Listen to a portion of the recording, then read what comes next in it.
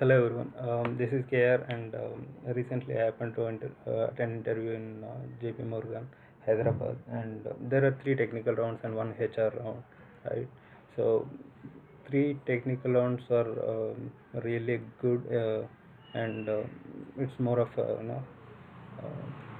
satisfactory, I can say that, right? So the first one is about architecture and core Java and stuff like that, and the second round is more of a backend round, and the third round is about Hibernate and Angular questions, right? So and then there was one HR round, and it's not like a proper HR round, but it was just salary discussion because I cleared all the three technical rounds. So let's get into the video.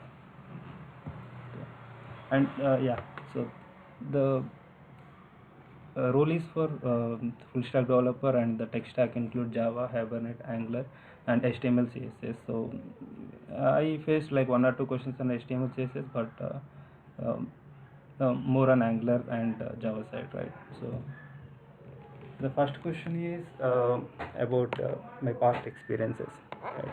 So um, while explaining past experiences, you have to keep in mind that you don't have to explain everything about how you got job and how you completed your KT and all those things, right? So you just have to explain your years of experience and experience in each company. And if you worked on more than four companies, then you don't have to explain all the companies, right?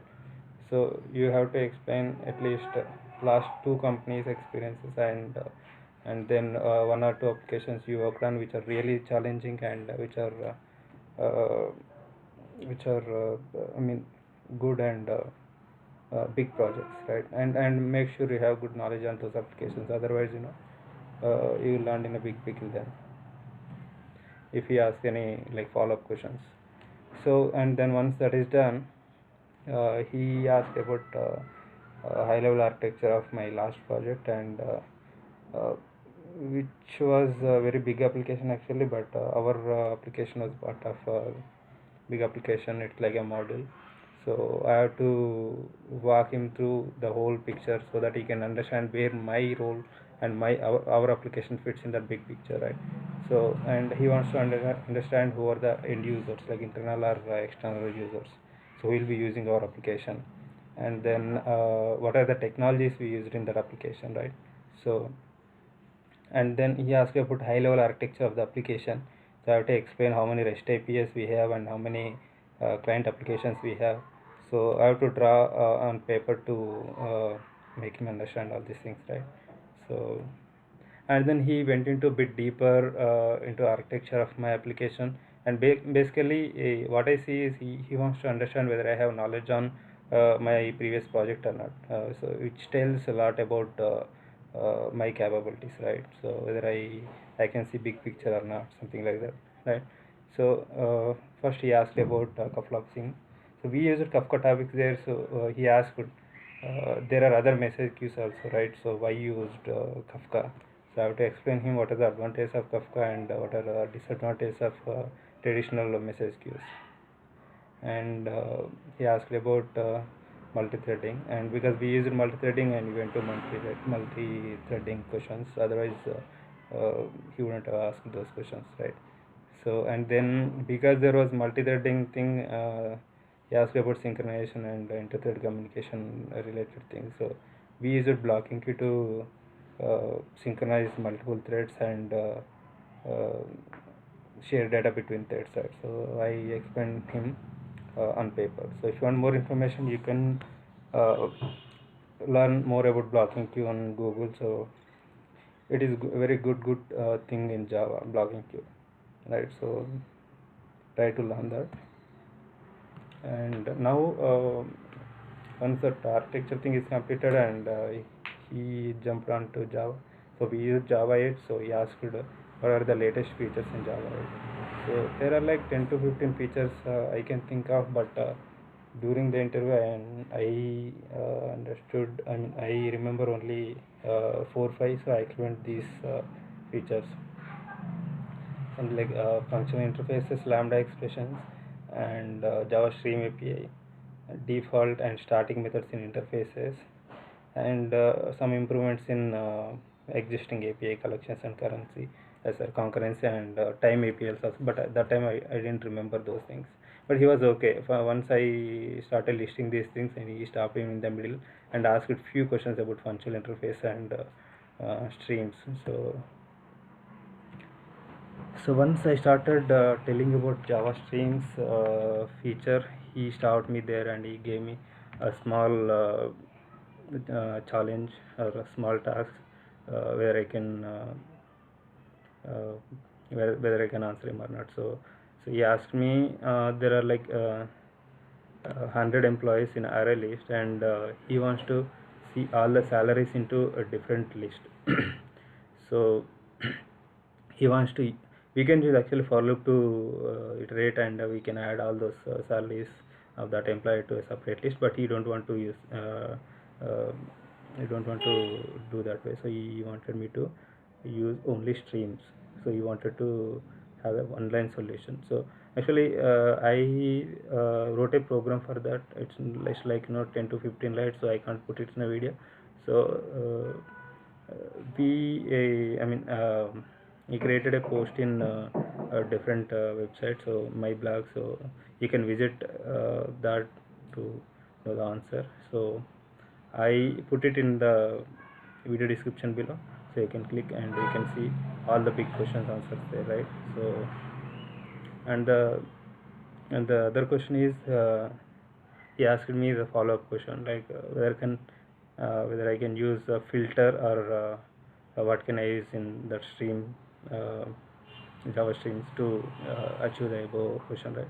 So he said, I said, like, we don't have to use filter because there was no condition, he said, right? So there are 100 employees, and he wants to get all the salaries of that employees to a separate array list, right? So we don't have to use any filter there. We can just use list.stream.map, and from map we can return employee salary, and at the end we can collect all those employees to a separate list.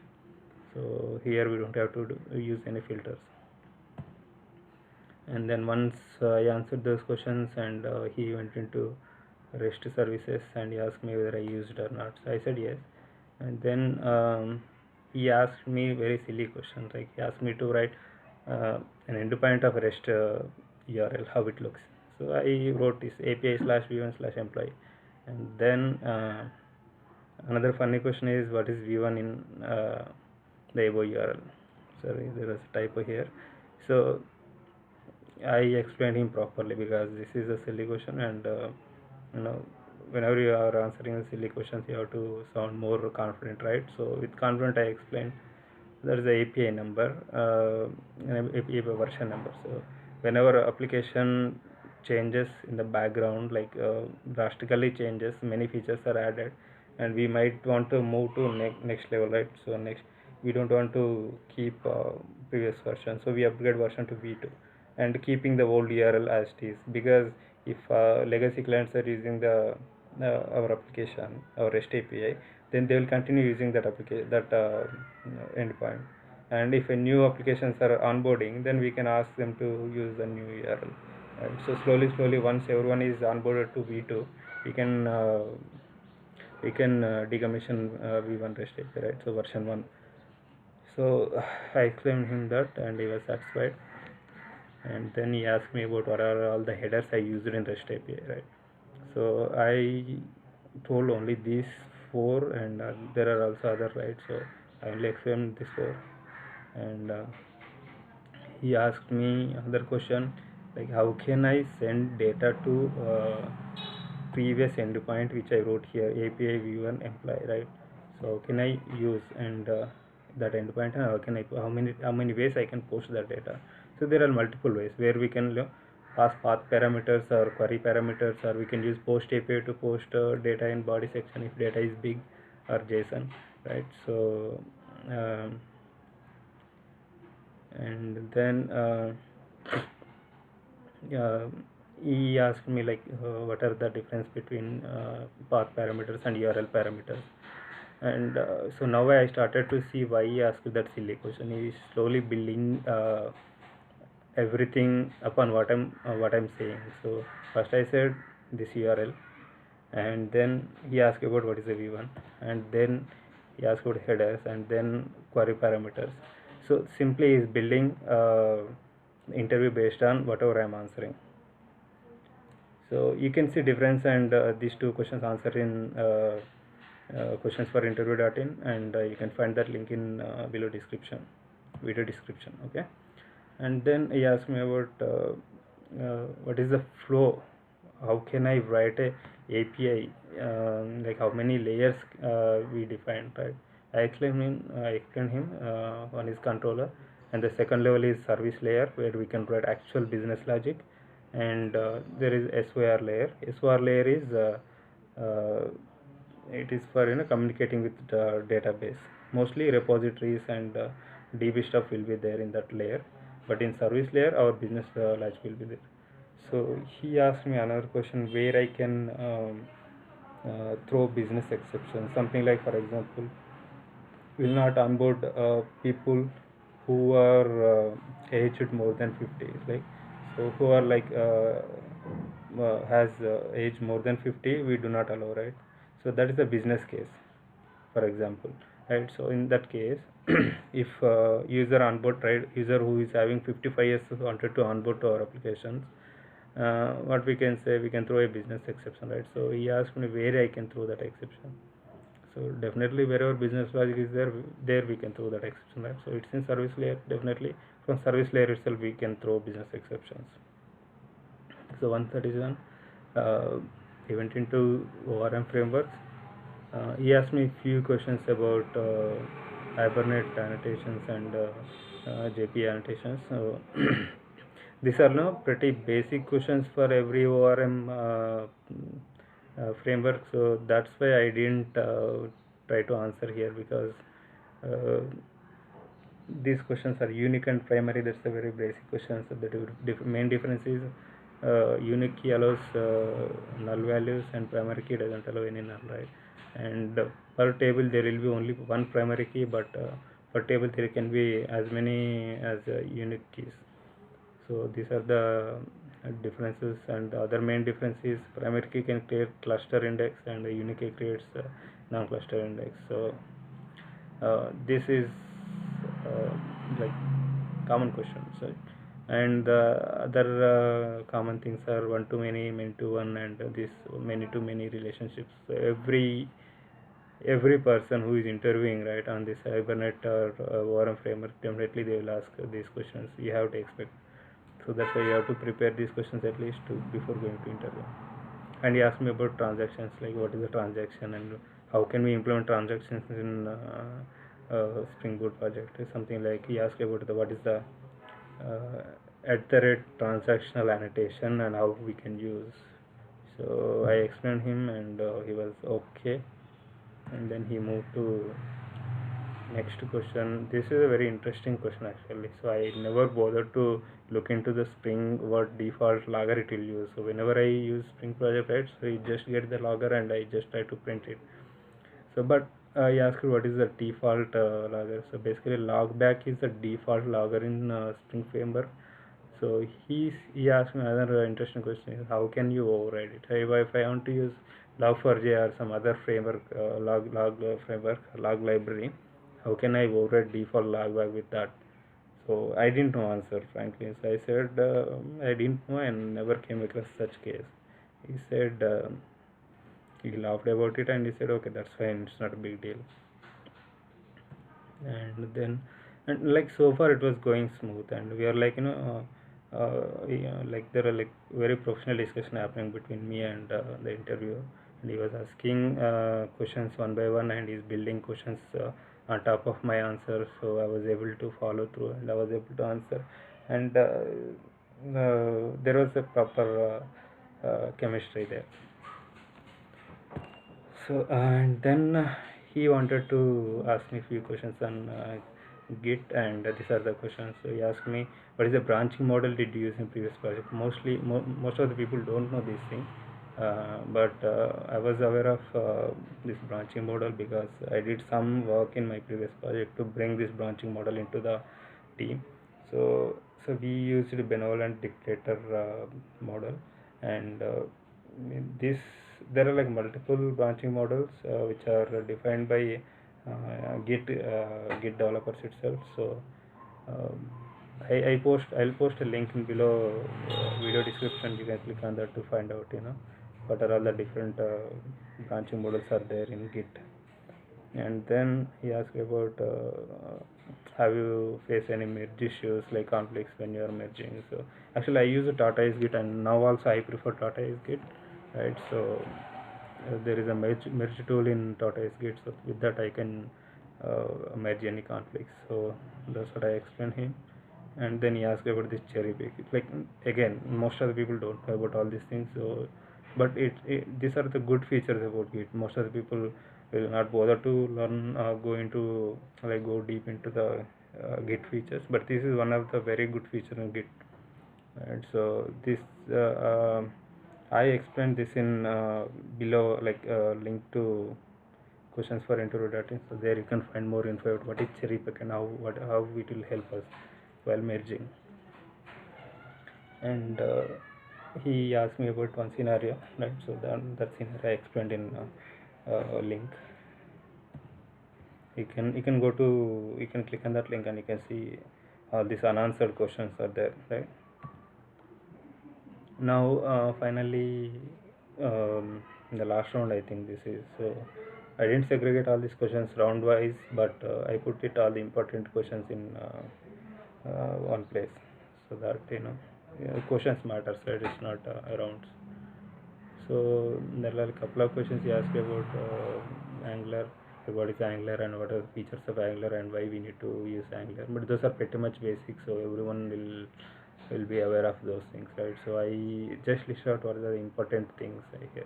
So one important thing every Angular interview will ask is how to share, or how many ways there are to share data between each component or different components, right? So we can share data with services or parent child company. If components are parent child, there is a different way. If components are unrelated, there is a different way.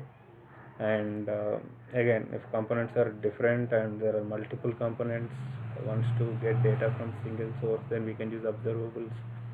And one more thing is we can use URL parameters and query parameters as well in Angular to share data. But that is um but the data is big, or something like you have to pass 10 parameters or 10 fields in a JSON, then URL parameters and query parameters are not useful, right? So, and there is one more way is local storage, but this is not preferred. Like if you are moving from one component to another component, you have to set data in local storage, and from other component you can read from local storage, but that is not preferred. It will create a lot of issues in your code. And I asked about what is multicasting.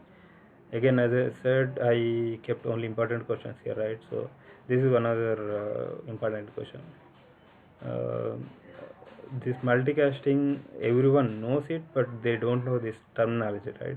So multicasting is nothing but whenever you are using observables, let's say weather data is coming from an API, right? So and there is observable for that, and there are like three places you want to show that weather data in your single page application, Angular application. So there will be three components, and you all those three components subscribe to that API. So whenever data comes, right, so it will push data to the three components, and three components will show that data parallelly. So that is called multicasting. That means sending you're casting data to multiple channels. And he asked about the CSS properties, like what is the position attribute and what are the values. So I remember only these four, and I explained these four. And then he asked about difference between relative and absolute properties of position attribute. So I explained him on a paper, and he was fine. So yeah, these are all the questions I faced across all those three rounds, and um, I think I missed one or two questions, but I covered most of the important questions, right? So thanks everyone. Hope this helps you for your next interview. And if you have any questions or any doubts, you can post in comments, or you can post in questionsforinterview.in as well. So I'll put a link in video description, right? So if you have any query, you can post there. I can answer there immediately, right? So thank you, peace out.